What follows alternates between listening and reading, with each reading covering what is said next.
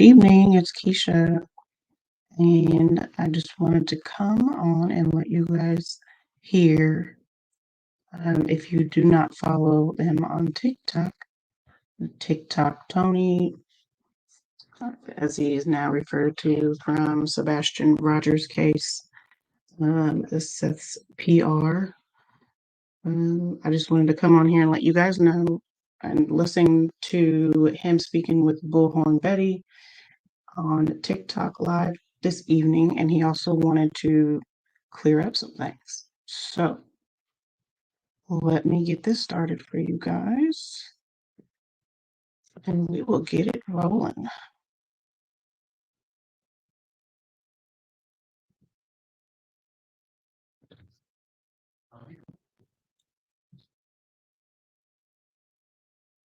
Taking Betty and 20 other ladies to get me through this. So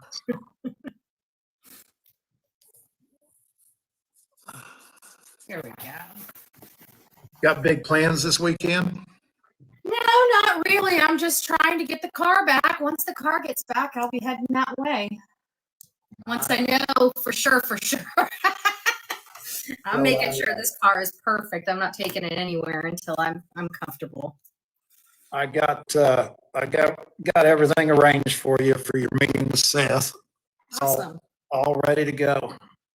Perfect. He said he'd be glad to be in the woods with you. Yep. Perfect.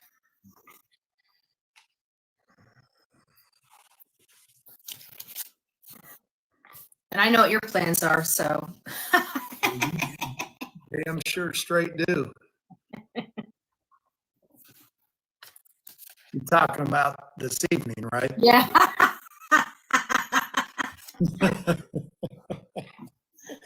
I'll be sipping my latte. I should have said off the record, right? We're just talking coffee. Oh, great. Well, good evening, everybody in chat. I see you guys. I hope you guys are doing wonderful this evening.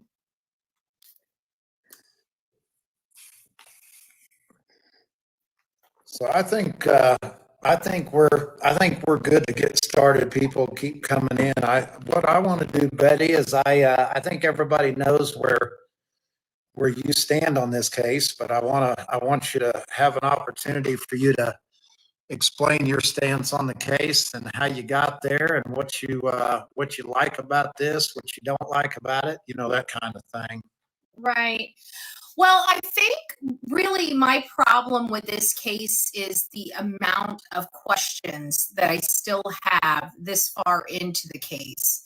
We don't have really any good background information. I mean, just from out the gate, was Sebastian Rogers overstimulated the night before, and did it cause problems for him?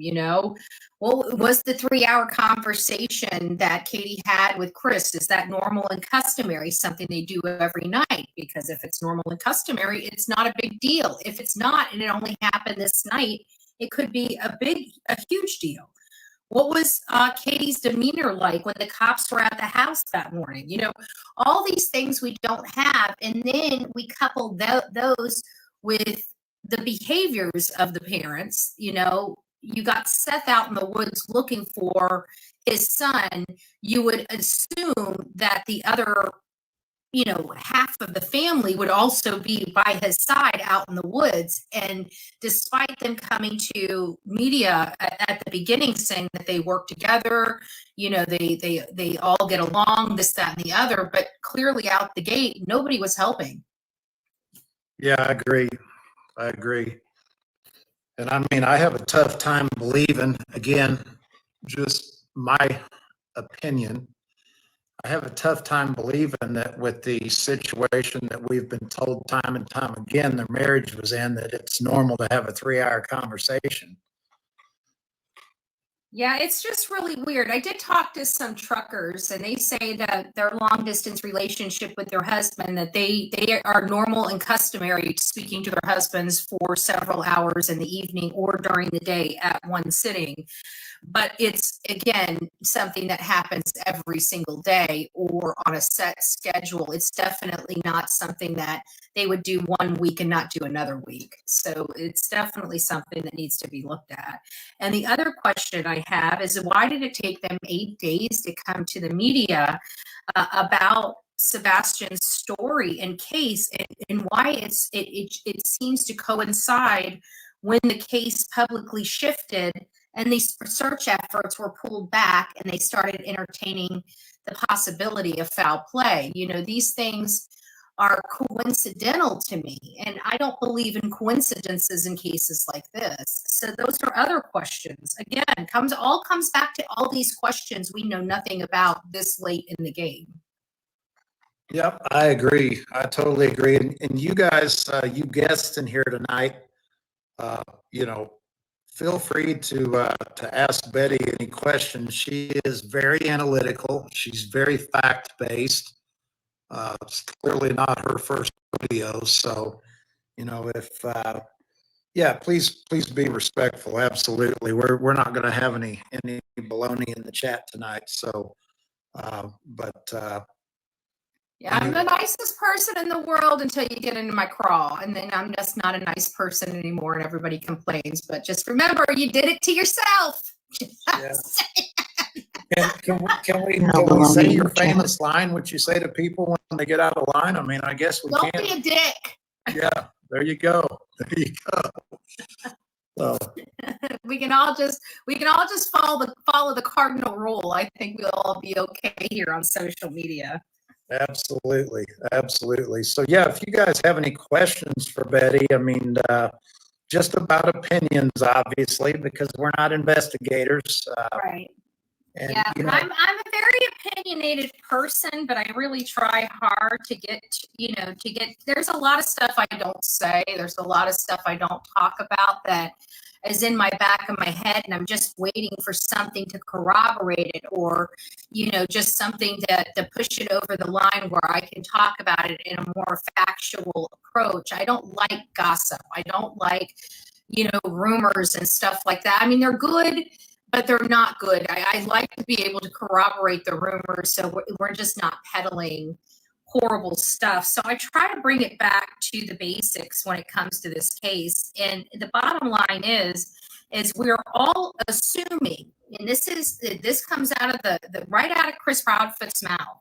They are assuming that he walked out the door.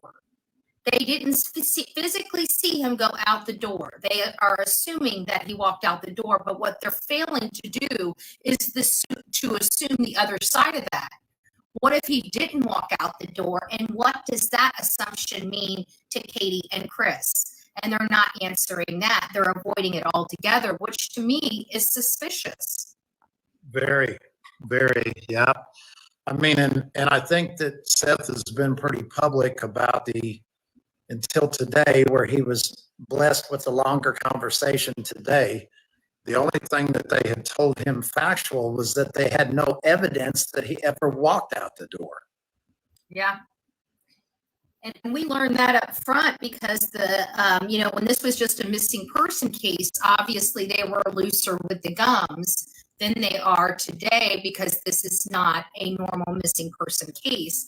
And one of the things that the media were able to do is speak directly with the searchers. And there was one searcher that says that in his 20 or 30 years of searching, he's never not found anything.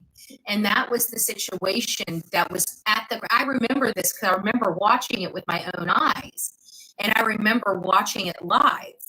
And it was one of the searchers that was out there. He had been doing this for a long time, couldn't find anything. Even stated that in my 30 years, I think he said 30 or 33, something like that, years of his experience, he's never not found anything. And this is one that's really got him perplexed or something to that effect. And then Chris makes a comment that this is going to be a case they're going to be talking about in studies for years or something to that effect. Did you hear that? Guys, I apologize for the kind of choppiness. I'm in the process of getting this taken care of. So hopefully this won't happen on my next video. Heard him say something, and then I also heard him, because in every conversation they talk out of both sides of their mouth. So and we're just now finding out that Chris believes that if we just took all the noise away, this would just be a simple case of a child running away, no big deal. So I guess the noise means critical thinking, right? That's what I'm assuming. But I did find out Chris must watch me because he had a lot to say about me on another podcaster or another crap channel's interview where they gave him soft questions and wanted to talk about soda pop and drinks and stuff like that. It must be nice having a missing child and going on to talk about a child and never actually talking about the child, which is another problem I have. In case you guys aren't aware of what interview she's talking or referring to, that was Queen Bee's show. And I thought that was extremely useful to hear all the different things that Sebastian likes. It's completely different from everything else that we've heard. So it's very useful information. Yeah, I mean, how often do you hear him really talk about Sebastian? I mean, forget the mom because she doesn't talk at all, but. Oh, she was talking in this one too, but she didn't bring up her son's name either. Yeah, I noticed that. Is that what we're calling those now, crap channels?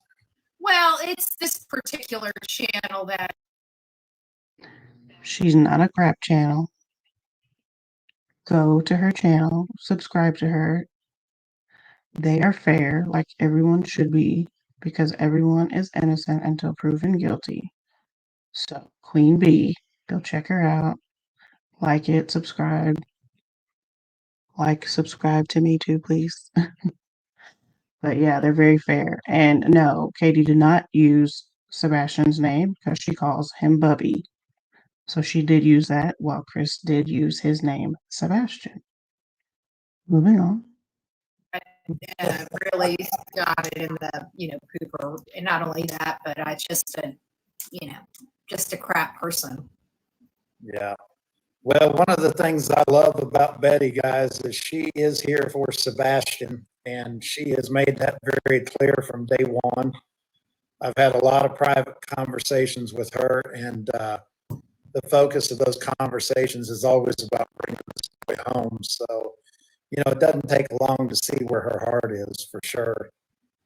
Yeah, and I've gone over maps, and I want to get back to the mapping. We've now I feel like we're finally getting the ship corrected, where people are starting to focus back on these interviews, and they're pulling a lot of good stuff out of them. That Evil Exists has really been on top of some of these interviews and catching those aha moments and mistakes that Katie is making. I'd like to see more people doing those things because we have an idea of what could have taken place, whether it goes from, depending on your theory, from abduction to something more nefarious and more in the realm of foul play.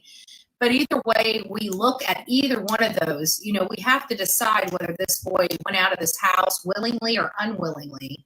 And everything that we're seeing is showing an unwilling participant because we have all shoes there. We have, there's nothing really supporting the fact that he willingly walked out by himself. And I started talking and unearthing another theory of mine related to whether his disabilities would actually allow him to walk out of the house. He has sensory issues. It was very cold that night. Would he be able, with his sensory issues, to walk out there in that bitter cold without shoes on? There's just a lot of things that I have questions about, but it all comes back to why do we not have the answers to these very simple questions 3 months into the case? And that to me is very problematic. Well, and I have a high functioning autistic child that's very close to our family. And, they're they want to be in situations where they feel comfortable, which is why we talk about overstimulation. Mhm. So, or do we really believe that walking out in the middle of the night in the dark would be especially with no shoes, would be a comfortable situation? It's a shock to the system, and that's the one thing that I'm learning that you should not have in autistic children. They're not spontaneous. Exactly. Exactly. Everything they have to know. They even ask questions generally about everything you're going to do when you've already told them what you're going to do, because they just want to know and understand and feel comfortable. Yeah, and I've talked to, I think I've talked to enough people that I have a good understanding that, no autistic child is really identical to another autistic child as well. I mean, they all have their little quirks, they all have their little needs, they all have their structure that needs to be catered to them specifically. So I'm finding out with all these stories, and while they've been very, very helpful, each person is very much unique with this autism and how they're gauged on the spectrum. Yeah, I agree. I agree. So y'all show Betty some love down in the group chat down there. She just, like I said, she's a phenomenal human. So Betty, what are your thoughts about all these bad actors that are attacking Seth in the worst time of his life? I mean, how do you feel about all that? Well, there's several things that I have to say about that. First of all, I do have a reputation, and sometimes people gauge my reputation incorrectly, but I have never in the history of me working on anything ever accused an innocent person. People out here make mistakes. There's not one person I've met that has not made mistakes in their life. So when we start talking and start pointing fingers at innocent people that had nothing to do with their child's disappearance, I think it's pretty low, because we don't know what it's like, and only a parent that has lost a child would know what this is like. And no matter what you've done in your past, it doesn't change the love that you have for your child.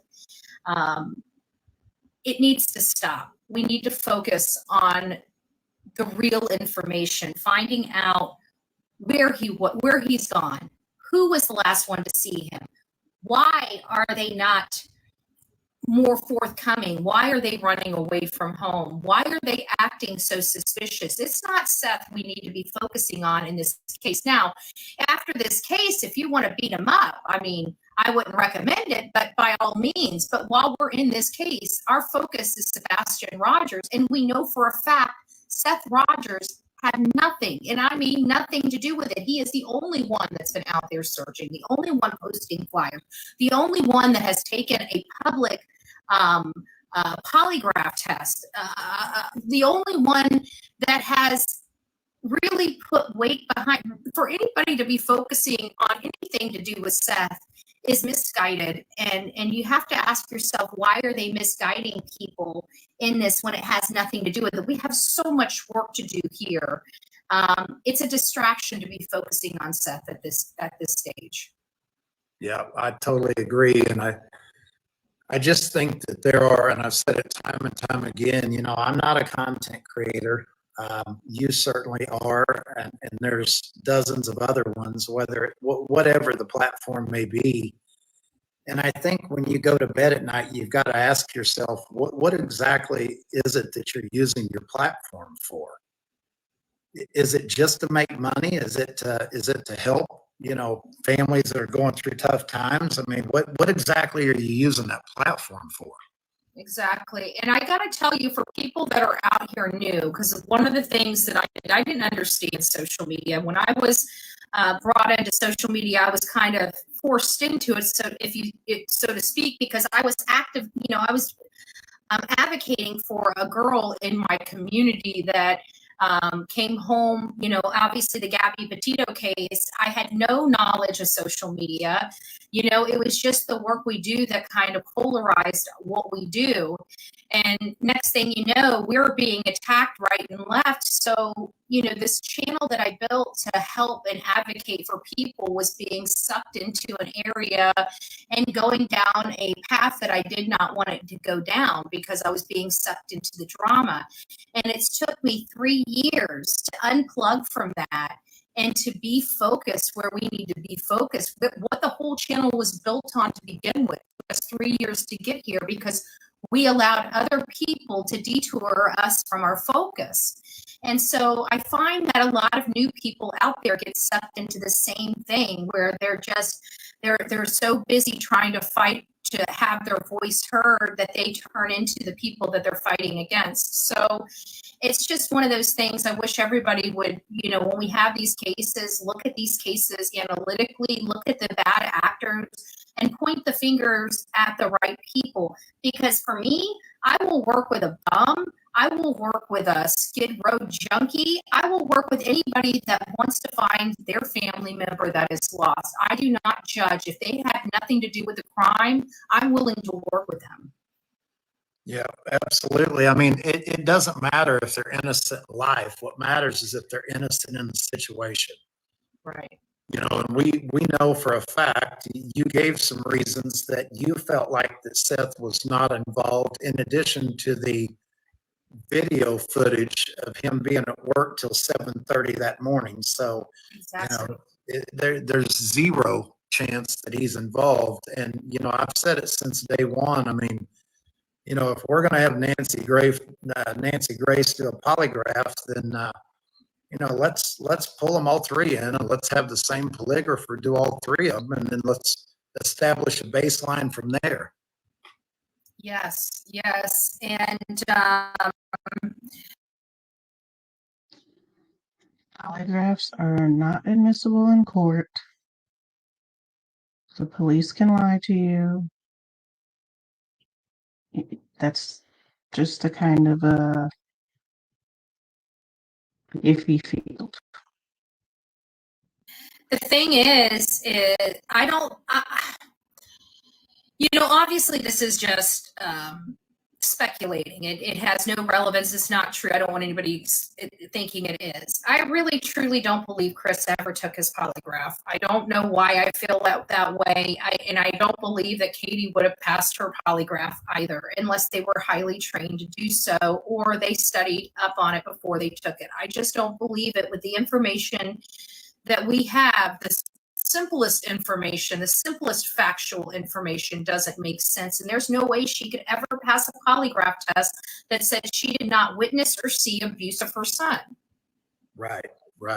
Yeah, we know that for sure. Right. And that's the reason why I don't think she passed her polygraph or was inconclusive, because I don't see how she could pass that portion of her polygraph. And if she could, she would have had to tell the truth.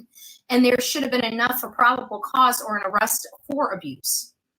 Yeah. And, let's talk about the PCA for a minute that had to have been obtained to go search the landfills. Mm-hmm. I mean, wouldn't you like to be able to see what was in those PCAs? I mean, you can't get those just by saying that the trash can was a little heavy. No, there's definitely more. There's more involved. I feel like there was something that triggered them. I mean, the probable cause is a lower burden, sure, but it's still, you still have to have something. You can't use it for a fishing expedition, and I don't see how they would have gotten a warrant without having some legitimate information there. Sure. And what was that legitimate information? Was it the fact that they saw maybe some red-like substance on the outside of the trash bin? Or was it because there was a tear of clothing or article of clothing still attached to the trash bin? What was it? Was it the dog hit? Was the dog hit that was, because they did say there was a dog hit that was a false hit. Could it have been that? We don't know.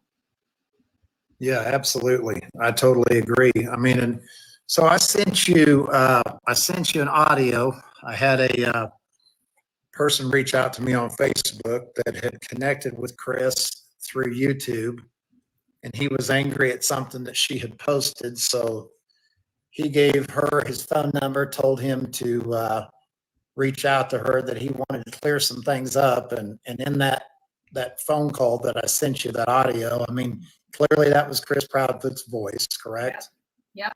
So what were your thoughts about him making the statement that, regarding what we saw him wearing when he went to bed that night? You had some comments about the use of. Yeah. So, I guess only time will tell if those are misstatements. But like I was telling you, he's made those types, he's interchanged I, me, and we so much through his normal conversation and his normal speech, speaking to other people, because I've been listening to all these interviews and I've heard it change so many times. I honestly believe that's just the way he talks, that there's nothing really like there's no aha moment. But could it be one of these things where he made a mistake early up front and now he's doing damage control by saying interchanging me, I, and we consistently? That's a possibility too. But to be honest with you, whenever he's just relaxed on these other channels and he's able to be himself, I notice he makes those mistakes quite often. So it leads me to believe that those aren't, he's not there. He's just speaking as if he was. Yeah, that may be true. He certainly, there's a lot of things you can dissect through there that are inconsistent at best. Oh no, he definitely, I mean, it raised eyebrows, but you know what? It comes back to the camper thing too, because when he was on News World explaining the camper, he said we went back there. I remember stopping. I'm like, oh, Katie went with him, and so further in it, he's like, when I say we, I meant me. I was there by myself because I never heard Katie left with him. I heard it was just him. So when he was saying that, and that's what polarized it for me. This is more in line with the way he just speaks. Yeah. So let's talk about, before we let you go, because I've got a few bits of misinformation we want to clear up. And before we let you go, let's talk about this 17 hours.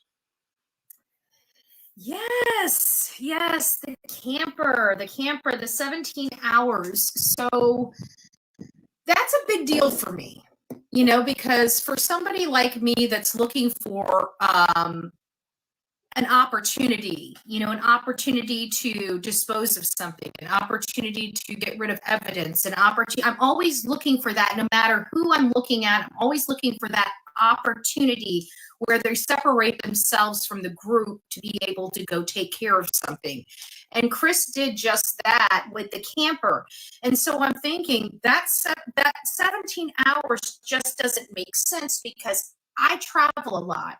I've been in motorhomes, I've been in RVs, I've been in campers and fifth wheels just like his, and I've never spent 5 hours organizing one that size.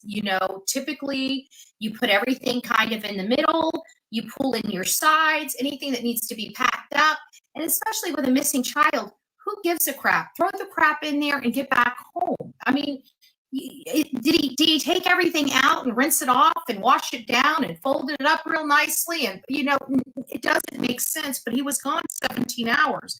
So I feel like that was an opportunity for him. For what? I really don't know. Was it disposing of evidence? Was it disposing of something else? I don't know. All I know is this is a huge window. So the way I'm looking at it is, we know a starting point and we know an ending point in that 17-hour tour. We know it was at 1008 Stafford and 1008 Stafford. So that's a start and a finish. Now we can take and figure out where he could have possibly gone, because you got to think wherever he went, he's got to be, the time, it's not going to be 7 hours. It'd be more in line of 3 hours, because he's got a round trip, 3.5 hours there and 3.5 hours back. So that's where I'm trying to find now. And those are his words down to the minute of how long that takes. I think he said something like not quite 3.5, but it was very specific, right? Yes. He did say a specific number, but I, because it was so specific, I don't recall what it is. Yeah. So essentially, to your point, simple math, 3.5 and 3.5, 7. Right. 17 minus 7 leaves 10 unaccounted hours. Right. Yeah. And so you got to have some time to think and some time to get, things ready. And he still had time he had to actually pack up the camper to make this whole story plausible. So there is that, but the problem is that I'm having with all of this is, why was it so important to get that camper right then there? I mean, they turned around within a week later and took it right back to the place he picked it up from. Yeah, he could have just jumped in his pickup. Right. Well, he did. He was home in his pickup. He went and asked law enforcement if he can go back and get his camper because something with work. And I thought it was literally on, St. Jude's campus, and that's why he had to go back and get it. But then I find out it wasn't. It was at Yogi Bear the whole time. And so his story about having to go pick up his camper was full of crap as well. I mean, the only thing that would have made sense is, he didn't pay for enough nights, but really that doesn't make sense either, because he didn't plan on having to run home. Right. And not only that, but he could have called in a credit card over the phone, or just told them, look, I've got a kid missing. I'll be back in a couple of days. Just watch my stuff. Nobody would have kicked him out. Right. Exactly. Well, so are you going to dig into the, do I have mods in the group? Yeah, I'm going to be digging into the 17 hours. I'm going to be getting back to the maps and trying to figure out. It's just hard.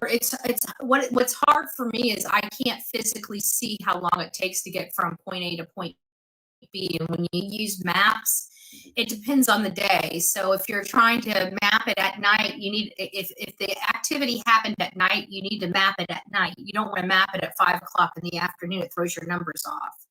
Sure. So that's kind of where I'm at here, just trying to map and see where are possibilities of, because I know what I'm looking for. If I can see, I know what area is prime for if this is the case, which is what my hunch is. I know what kind of location I'm looking for. I just need to find it. Sure.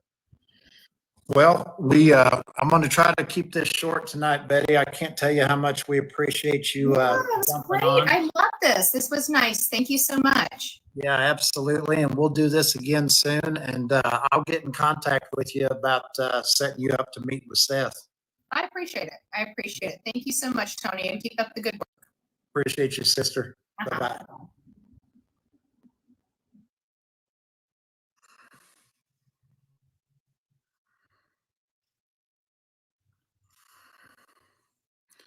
Okay, hold on just a second, guys.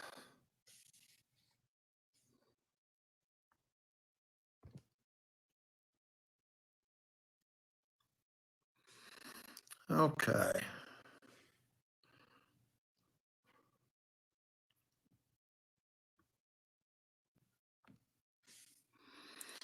All right. Let's see here.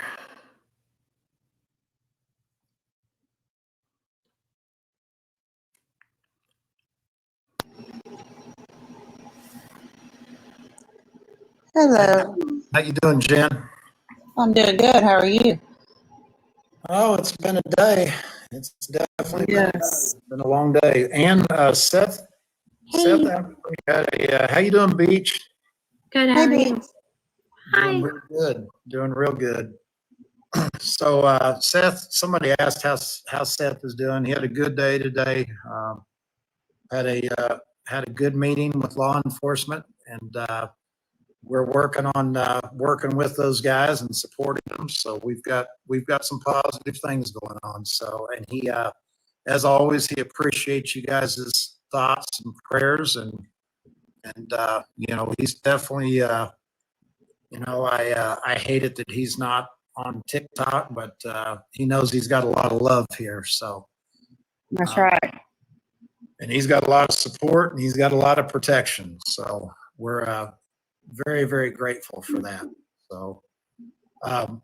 So, Jen, you have the what I want to do tonight, and I'm not going to stay on very long. And I want to say a couple things. I want to dispel some rumors that are out there, but I also want to say that anytime we get on here, we are going to share information that's been given to us. And in the future, I will make it very, very clear that this is information that Seth has agreed that could be shared. I will make it very, very clear that it's not coming from law enforcement.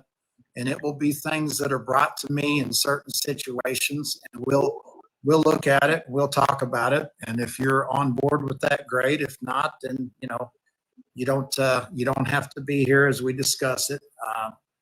But Jen, do you have that video that Seth sent in for us? I do. Do you want me to play the video or just the audio? I want you to play the video if you could. And if you need to come in, if we need to switch boxes, if you know how to do that, you can certainly do that. Yeah, I got it.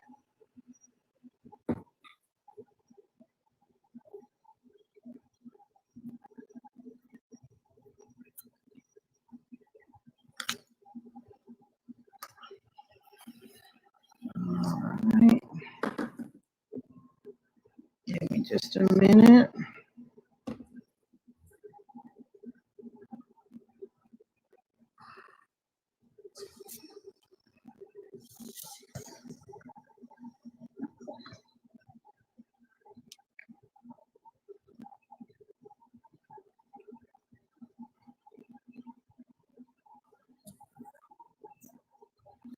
Hey, I don't know this barbecue person.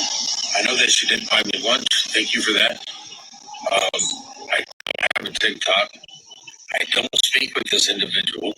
I don't know any of her associates. And anything that she's telling people is obviously a lie because I don't have communication with her. No, never bought my son a burner phone. Get your facts straight, lady.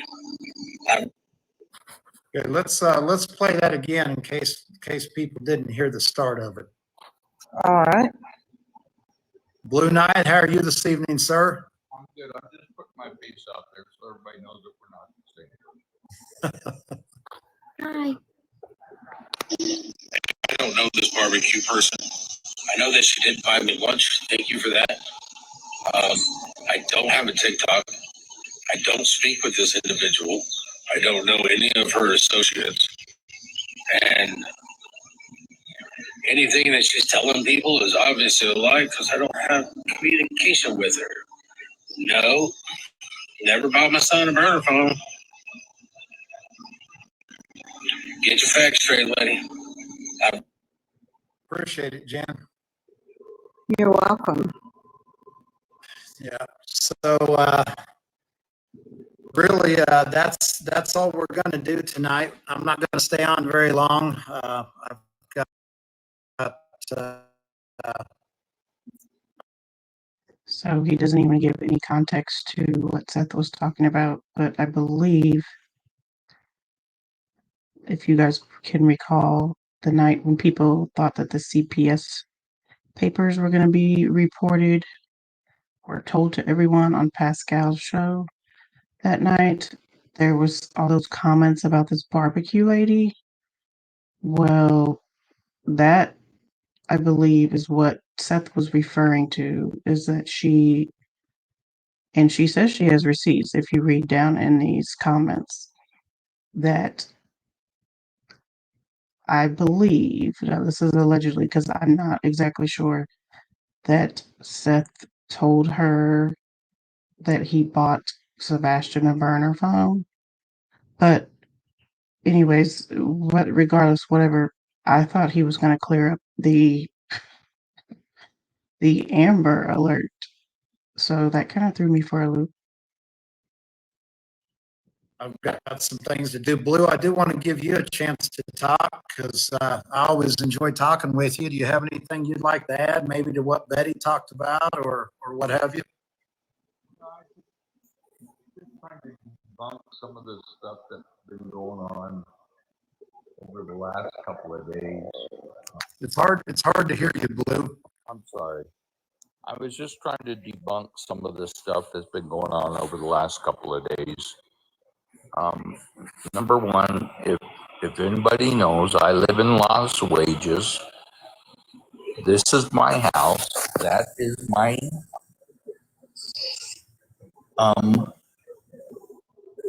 fireplace. There's no difference in it. And I'm just letting people know so that, because people were saying that my account is a fake account. Well, the only thing you've ever said to upset me is you tell me to go to bed too early, buddy. No, I do that because I know you got to work in the morning, sir. Yes, sir. And that's the only reason why I do that. People got to especially on like a Monday. You gotta get closer again, buddy. Give me a second. I'll put my headset in. All right. We want to hear what you got to say. You're always the voice of reason. Well, sometimes.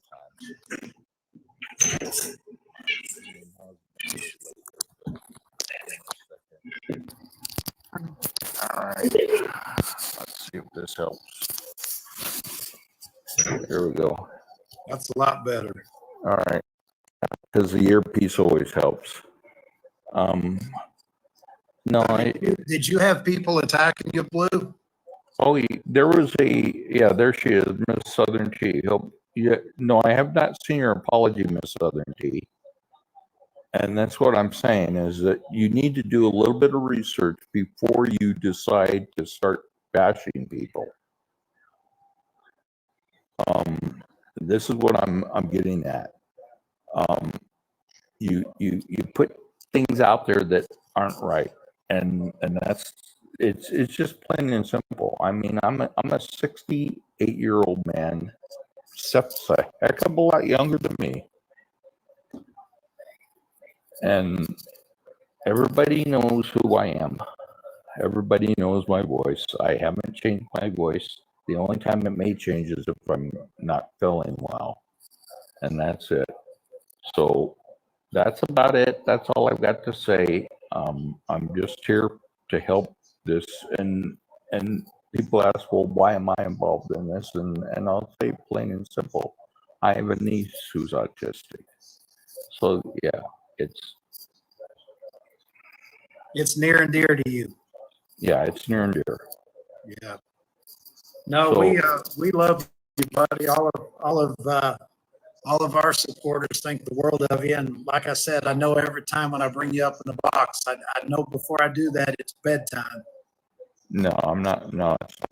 Maybe you can go. You can do what you want to do. I'm not. It's Friday. You can do what you want to do. I'm the one that's got to get up tomorrow morning early, not you. Absolutely. But I thought this was the only Southern. I appreciate Southern Tea removing that down a few days ago. I appreciate that.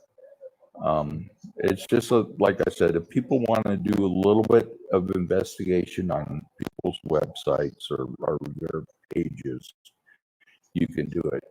My first video or my first picture of it on my page is of Mount Charleston.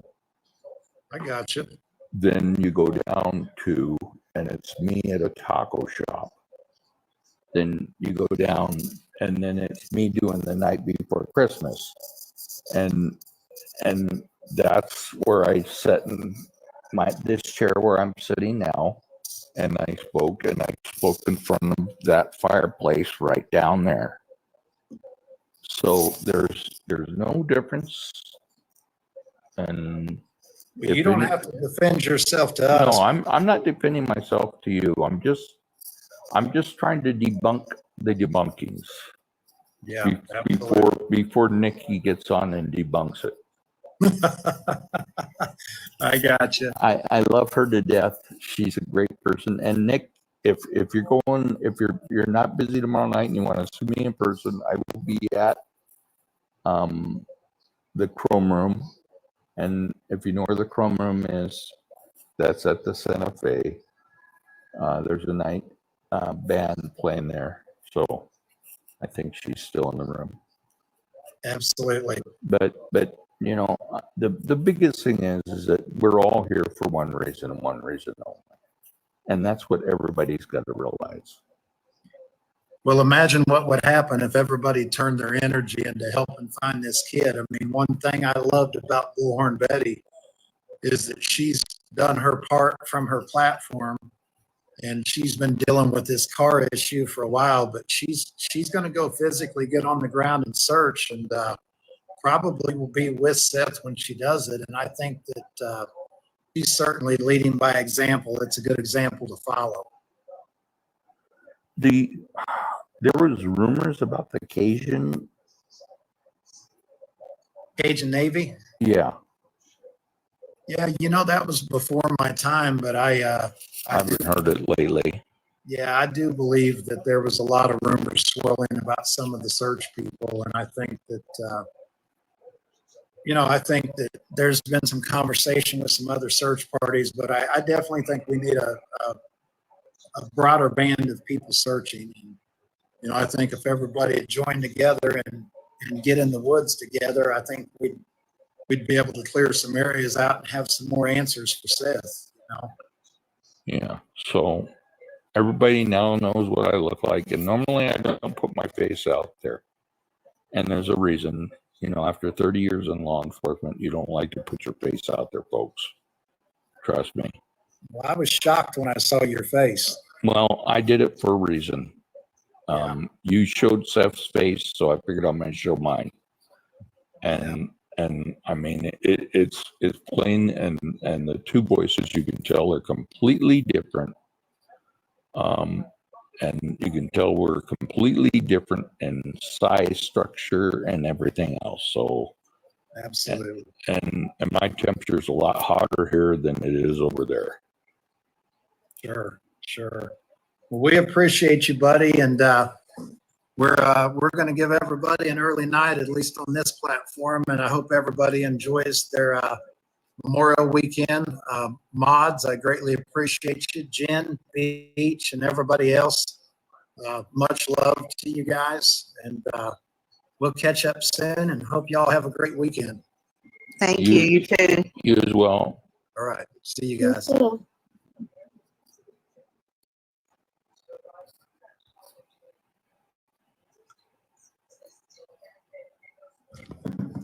Now turn it off Yeah. this time, Tony. No, I'm put it good. on pause. Let me hit my button.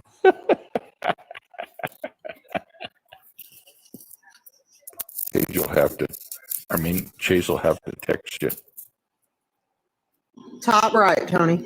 Oh, it's there. It's not letting me hit the button. I'm sorry.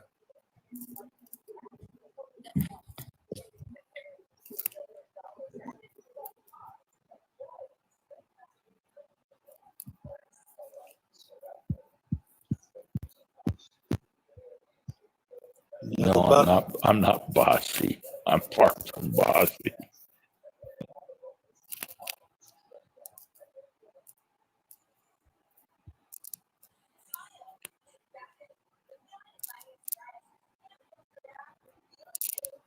Yeah, Jen, for some reason, the button's not active. Not letting me hit the button. Just swipe out and close the app out.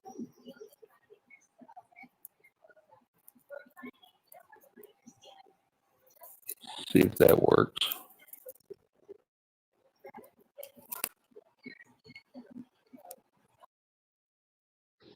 So there you have it, guys. That was his live from this evening. If he does anything else tonight, I will get that and put that up too. Otherwise, leave a comment below. Tell me what you think about his live, if you thought it was informative or not. Don't forget to like and subscribe. And until next time, I will see you guys later, and you have a good Friday evening.